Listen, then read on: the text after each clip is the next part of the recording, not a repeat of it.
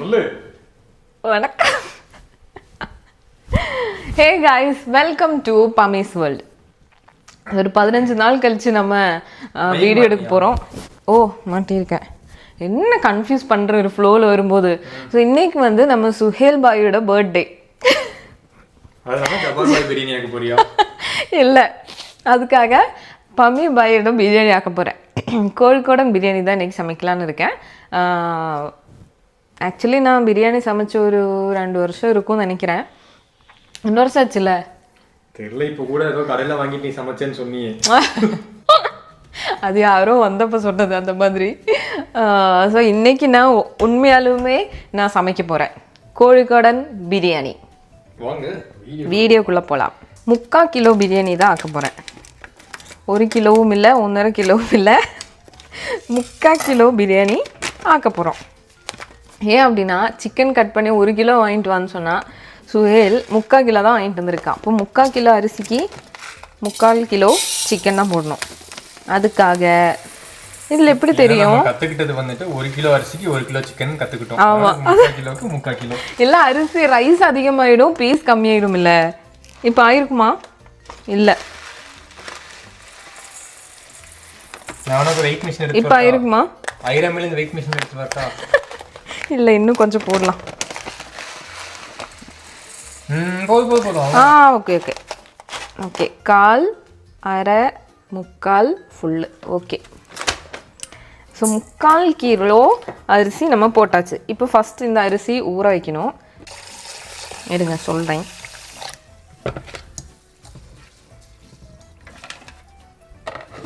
So ரொம்ப நேரம்லாம் நம்ம ஊற வைக்க வேண்டாம். ஒரு 30 மினிட்ஸ் ஊற வச்சாலே போதும். இந்த மலபார் பிரியாணியில் எப்போவுமே இந்த சிக்கன் வந்து தனியாக குக் பண்ணுவாங்க, ரைஸ் வந்து தனியாக குக் பண்ணுவாங்க. ஸோ ரைஸ் ஃபஸ்ட் நம்ம ஊற வச்சுட்டு அந்த ஊறுற அந்த டைமில் வந்து நம்ம மசாலாக்காக என்னெல்லாம் வேணுமோ அதெல்லாம் ரெடி பண்ணணும். ஸோ நம்ம இந்த சிக்கன் பிரியாணி தான் இன்றைக்கி பண்ண போகிறோம். ஸோ அதுக்கு முட்டை இல்லாமல் எப்படி, ஃபஸ்ட்டு குட்டி இல்லாமல் எப்படி சிக்கன், அதனால முட்டை பாயில் பண்ணுறதுக்காகவே நான் ஒரு மிஷின் வாங்கியிருக்கேன். ஸோ இதுதான் அந்த அகாராவோட எக் பாய்லர் அண்ட் பாச்சர். ஈஸியாக நம்ம பாயில் பண்ணிக்கலாம், எத்தனை எக் வேணாலும் பாயில் பண்ணிக்கலாம். தனியாக ஒரு பாத்திரம் எடுத்து அதில் தண்ணி ஊற்றி பாயில் பண்ணுறதுக்கு இந்த மாதிரி போட்டுக்கலாம். இதில் இந்த மாதிரி ஒரு ஃபுட் கிரேட் பிளேட் கொடுத்துருக்காங்க எக் வைக்கிறதுக்கு. அதுக்கப்புறம் இந்த மாதிரி ஒரு மூடி, இது எக் பாச் பண்ணுறதுக்காக இந்த மாதிரி ஒரு ட்ரே கொடுத்துருக்காங்க. முட்டையை உடச்சி இதில் அப்படியே ஊற்றிட்டு இப்படி வச்சுட்டோம் அப்படின்னா பாயில் ஆகிடும். இதுக்குள்ளே தான் தண்ணி ஊற்றணும் இந்த இடத்துல. ஸோ அதுக்கும் கரெக்டான மெஷர்மெண்ட்ஸ் கொடுத்துருக்காங்க. கரெக்டான மெஷர்மெண்ட் ஊற்றி நம்ம எக் பாயில் பண்ணும்போது அது ஆட்டோமேட்டிக்காக கட் ஆஃப் ஆகிடும். ஸோ இந்த மேனுவல்லே கொடுத்துருக்காங்க எப்படி மெஷர்மெண்ட் அப்படின்னு. சாஃப்ட் பாயில் அப்படின்னா 35 ml 8 மினிட்ஸில் டர்ன் ஆஃப் ஆகிடும். அப்புறம் மீடியம் பாயில் அப்படின்னா 55, ஹார்ட் பாயில் அப்படின்னா 85 ml, ஸ்டீம்ட் எக் அப்படின்னா 120 ஃபுல்லாக ஃபில் பண்ணுற மாதிரி இருக்கும். 11 மினிட்ஸில் ஸ்டீம் எக் ஆகிடும். ஸோ நம்ம இப்போ ஹார்ட் பாயில் தான் பண்ண போகிறோம். அதுக்காக 85 ml தண்ணி எடுக்கணும். ஸோ இந்த மாதிரி ஒரு பின்னும் கொடுத்துருக்காங்க எக் பியர்சிங்காக. அது கிராக் ஆகாமல் பாயில் ஆகணுங்கிறக்காக தான். அதையும் காட்டுறேன் எப்படி பண்ணணுன்னு. ஸோ இதுலேயும் மெஷர்மெண்ட் எடுக்க பாருங்கள், தெரியுதா? 35 ml 55 ml 85 ml 120. இப்போ நம்ம ஹார்ட் பாயிலுக்காக 85 ml தான் எடுக்கிறோம்.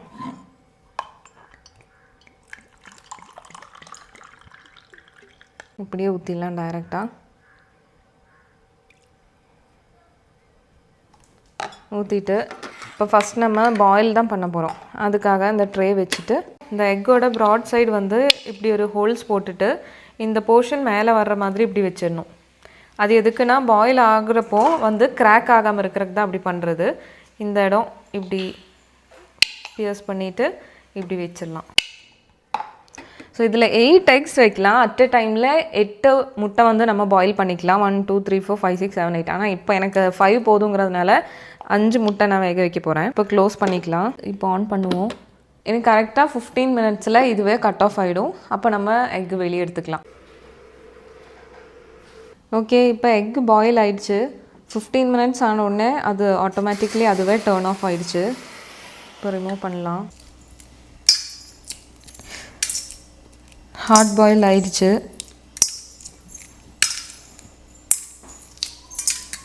நெக்ஸ்ட் நம்ம எக்கு சூப்பராக பாயில் ஆயிடுச்சு. இப்போ நம்ம பாச் பண்ணி பார்ப்போம்.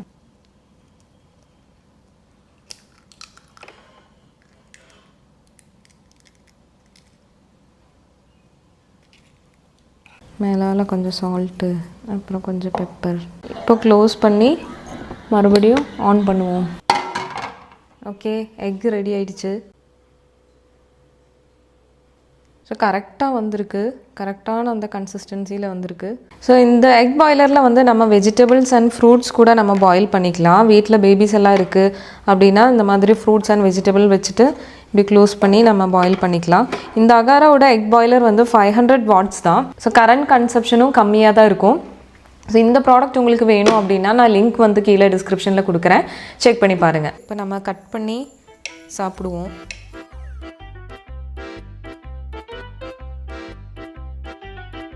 சிக்கன் எல்லாம் நான் வாஷ் பண்ணி வச்சுட்டேன். இப்போ மசாலா நம்ம ரெடி பண்ண போகிறோம். ஒரு 4 வெங்காயம் போதும். கட் பண்ணதுக்கப்புறம் தான் எனக்கு கரெக்டாக அளவு தெரியும். ஏன்னா 1 kgக்கு 5 வெங்காயம் அப்படின்னு தான் கணக்கு, பெரிய வெங்காயம். ஸோ 3/4 கிலோ தானே நம்ம எடுத்துருக்கோம், அப்போ 4 போதும்னு நினைக்கிறேன். ஸோ இந்த பிரியாணிக்கு நம்ம வெங்காயம் கட் பண்ணும்போது ரொம்ப தின்னாக தான் கட் பண்ணணும். ஏன் அப்படின்னா நம்ம ஆனியன் வந்து ஃப்ரை பண்ண போகிறதில்ல, ஆயிலில் ஃப்ரை பண்ண மாட்டோம், பாயில் தான் பண்ண போகிறோம் சிக்கன் எல்லாம் போட்டுட்டு. ஸோ அதுக்காக ரொம்ப தின்னாக கட் பண்ணால் தான் அந்த டேஸ்ட் இருக்கும், இல்லைன்னா அந்த வெங்காயம் டேஸ்ட் அப்படியே தெரியும். ஸோ கட் பண்ணி முடிச்சிட்டேன். வெங்காயம் எந்த பாத்திரத்தில் நம்ம இது மேரினேட் பண்ண போகிறோமோ அதிலே போட்டாச்சு. போட்டுட்டு இப்படி கொஞ்சம் மிக்ஸ் பண்ணி விட்டுறணும். தாரையாக தண்ணி வருது கண்ணில் இருந்து. கண்ணீர் சிந்தி சமைக்கிறவனுக்காக நான். பிரியாணி எப்பயாச்சு அப்படி சொல்லு. பிரியாணி எப்பயாச்சு தானே, இவ்வளோ வெங்காயம் வெட்டுறதுலாம் எப்பயாச்சு தானே. இப்போது நம்ம வெங்காயம் எடுக்கிறத விட கம்மியாக தான் தக்காளி எப்போவுமே எடுக்கணும், ஒரே குவான்டிட்டியில் எடுக்கக்கூடாது. 2 பேர் எதிரிங்க. கம்மியான இதில் தான் எடுக்கணும் தக்காளி, இதை விட வெங்காயத்தை விட கம்மியாக தான் இருக்கணும். அதுவும் வந்து இந்த மாதிரி கட் பண்ணிக்கலாம். தக்காளி டேஸ்ட்டை வெங்காயத்தை விட மேலே நிற்கக்கூடாது, தூக்கலாக நிற்கக்கூடாது. இப்போ 4 பெரிய வெங்காயம் 3 தக்காளி போட்டிருக்கேன். இனி நெக்ஸ்ட்டு இஞ்சி பூண்டு பேஸ்ட் பண்ணணும். இவ்வளோ பெரிய இஞ்சி வேண்டாம், இந்த சைஸ் போதும். அதே மாதிரி பூண்டு தான் அதிகமாக இருக்கணும், இஞ்சி கொஞ்சம் கம்மியாக தான் இருக்கணும். இல்லைன்னா அந்த ஒரு மாதிரி இஞ்சி வாசம் அடிக்கும், அதுக்காக இஞ்சி கம்மியாக போட்டுட்டு பூண்டு கொஞ்சம் ஜாஸ்தியாக போடணும். இந்த மலபார் பிரியாணியில் எப்போவுமே காரம் இருக்காது, ரொம்ப லைட்டாக தான் இருக்கும், காரமே இருக்காது. ஸோ அதுக்கேற்ற மாதிரி நம்ம ஒரு 4 பச்சை மிளகா மட்டும் போட்டுடலாம். மொத்த பிரியாணிக்குமே இந்த 4 மிளகா தான் ஸ்பைஸ்.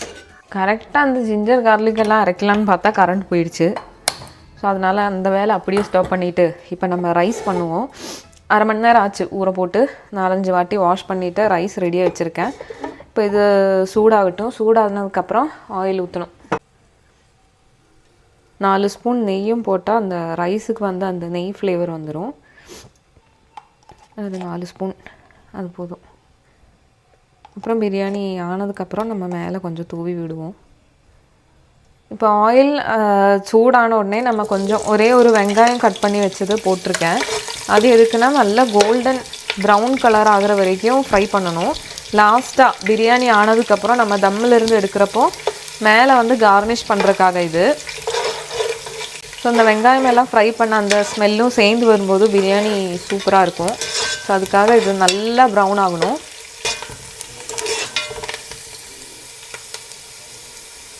சாப்பிட்றதுக்கு வச்சுருக்கீங்களா கையில்? இல்லை, அதுவும் போடணும் லாஸ்ட்டு.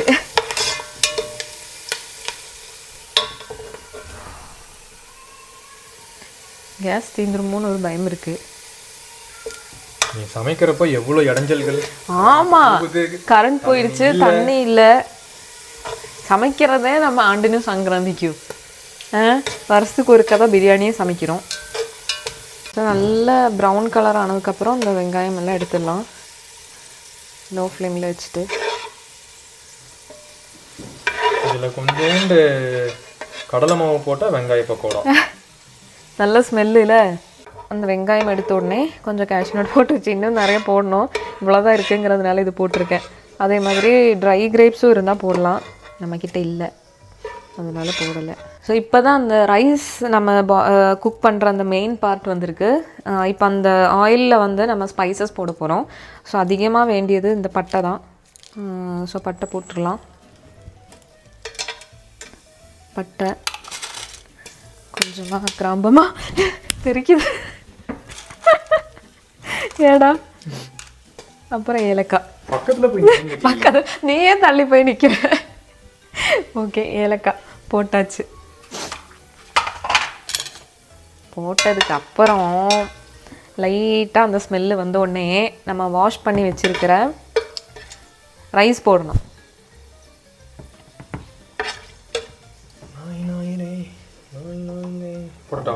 ஓ,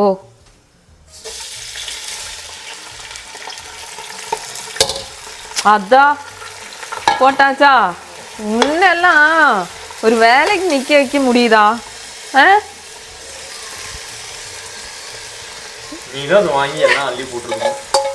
அது இதனோட தட்டியது லாஸ்ட்டு. இப்போ ரைஸ் போட்டதுக்கப்புறம் அந்த ஆயில்லையே எதுக்கு டைரெக்டாக போடுறோம் அப்படின்னா ஒன்று ஒன்றா ஒட்டாமல் இருக்கிறதுக்காக தான் அப்படி போடுறது. இப்போ முக்கா இது தானே. நான் மம்மிகிட்ட கேட்டேன், 1.5 லிட்டர் தண்ணி தான் வேணுமாமா. 1.5 லிட்டரும் வேண்டாம், 1.25 போதும். ஏன்னா கொஞ்சம் ஒரு முக்கால் வேகு வந்ததுக்கப்புறம் நம்ம தம் தானே போட போகிறோம். அதனால தண்ணி எப்போவுமே பண்ணுற மாதிரி அந்த அளவுக்கு வேண்டாம் அப்படின்னு சொல்லிட்டாங்க. ஓகே, இன்னும் கொஞ்சம் தண்ணி வேணும்.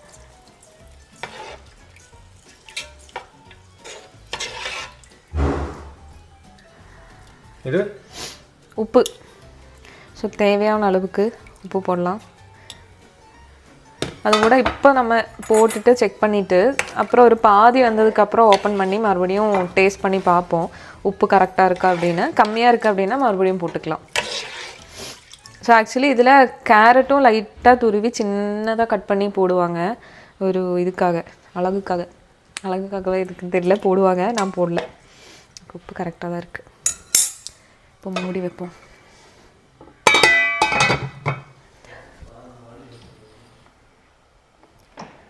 மீடியம் ஃப்ளேமில் தான் வேகணும் எப்போவுமே ரைஸு.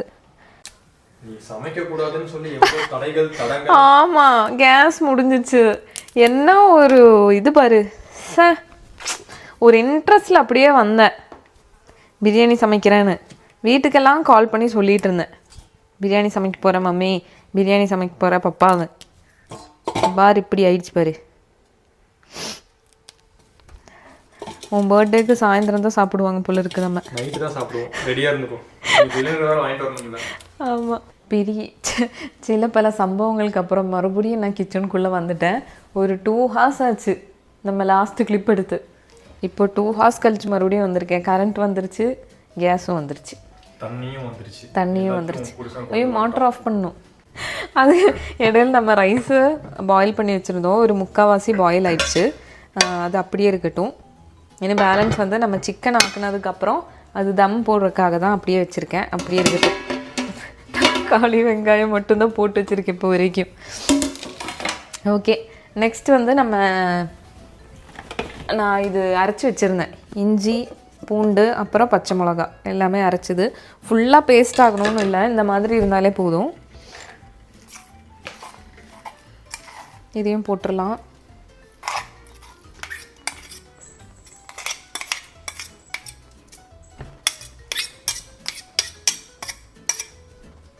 ஸோ அதில் இப்போது தக்காளி வெங்காயம் இஞ்சி பூண்டு பச்சை மிளகா எல்லாம் போட்டாச்சு. இப்போது புதினா கொத்தமல்லி எல்லாம் போடணும். கொஞ்சம் சின்னதாக கட் பண்ணிக்கலாம்.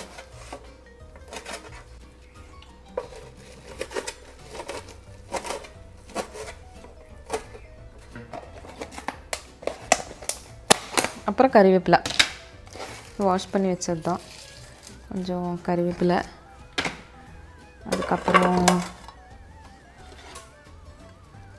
கொத்தமல்லியும் புதினாவும்.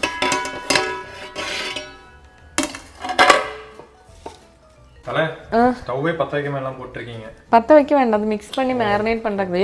இன்ஸ்டால் பண்ணலாம்னு நினச்சல நீ. இதெல்லாம் போட்டாச்சு. அதுக்கப்புறம் லெமன் போடணும். ஆல்ரெடி நம்ம தக்காளி எல்லாம் போட்டிருக்கோம், ஆனாலும் இந்த லெமனோட அந்த புளிப்பு இருந்தால் கொஞ்சம் நல்லா இருக்கும் பிரியாணிக்கு. ஐயோ,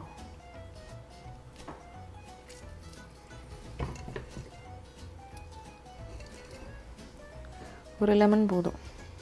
நெக்ஸ்ட் நம்ம கொஞ்சம் இந்த மசாலா பொடியெல்லாம் ஆட் பண்ண வேண்டியது இருக்குது. லைட்டாக தான், இந்த மஞ்சத்தூள் அந்த மாதிரி கொஞ்சம் இதுதான். ஒரு 2 ஸ்பூன், இந்த ஸ்பூன் தான், இது எந்த டீஸ்பூனா டேபிள் ஸ்பூனாக எனக்கு தெரியல. இந்த மஞ்சத்தூள், ஆமாம் அந்த ஸ்பூனில் மஞ்சத்தூள். அப்புறம் மல்லி, அது ரொம்ப கம்மியாக தான் போடணும், ரொம்பலாம் மாதிரி தூவக்கூடாது, கம்மியாக போடணும். அதுக்கப்புறம் கரம் மசாலா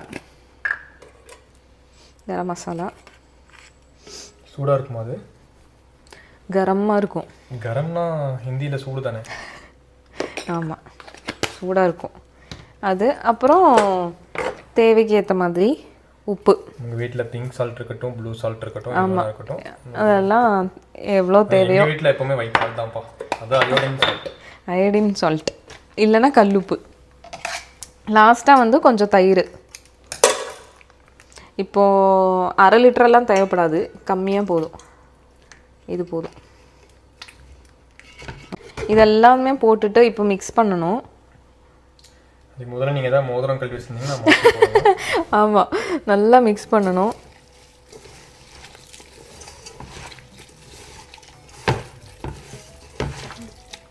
மிக்ஸ் பண்ணிவிட்டு சும்மா ஒரு இது பண்ணிவிட்டு அதுக்கப்புறம் சிக்கன், நம்ம வாஷ் பண்ணி வச்சுருக்கிற சிக்கன் போட்டுடணும். ஸோ அந்த நம்ம வாஷ் பண்ணி வச்ச அந்த 3/4 கிலோ சிக்கன் போட்டாச்சு. இந்த சிக்கனையும் போட்டுட்டு நல்லா மிக்ஸ் பண்ணிடணும். இது ஸ்பூனில் எல்லாம் மிக்ஸ் பண்ண முடியாது, கையிலே தான் பண்ணணும். இப்படி தான் உங்கள் ஊரில் பிரியாணி பண்ணுவாங்களா? கன்ஃபார்ம் தானே? ஆமாம், இது கோழிக்கோடன் பிரியாணி மேம். நாங்கள் கேஸ் பற்ற வச்சும் வைப்போம், பற்ற வைக்காமலே வைப்போம். இது மிக்ஸ் பண்ணிவிட்டு ஒரு 30 மினிட்ஸ் அப்படியே வச்சிடணும். மேரினேட் பண்ணி அப்படியே இருக்கணும். மேரினேட் வைக்கவே இல்லை? மேரினேட் பண்ணி வைக்கணும்னு மேரினேட் பண்ணியாச்சு. ஐயோ மறந்துட்டேன், மேலாப்பில் கொஞ்சம் தேங்காய் ஊற்றணும்.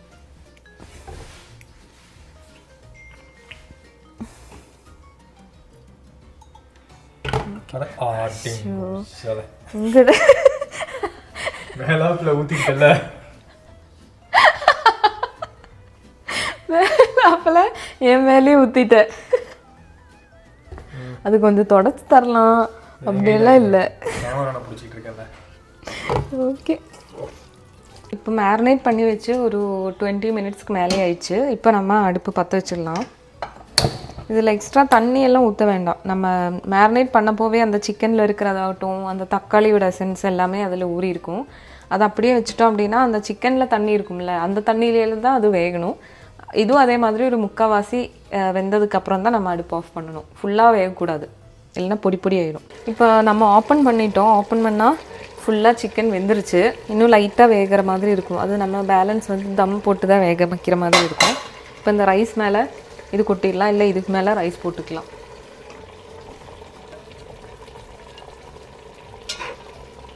ரைஸ் கொஞ்சம் மாற்றி வச்சிடலாமா? இந்த தண்ணி வந்து ரொம்ப ட்ரை ஆகிடக்கூடாது, அப்போ பிரியாணி வந்து ரொம்ப வர வரன்னு இருக்கும். கொஞ்சம் ஜூஸியாக இருக்கணும், அதுக்காக அந்த தண்ணி மேலேயே இப்படி ரைஸ் போட்டுடலாம்.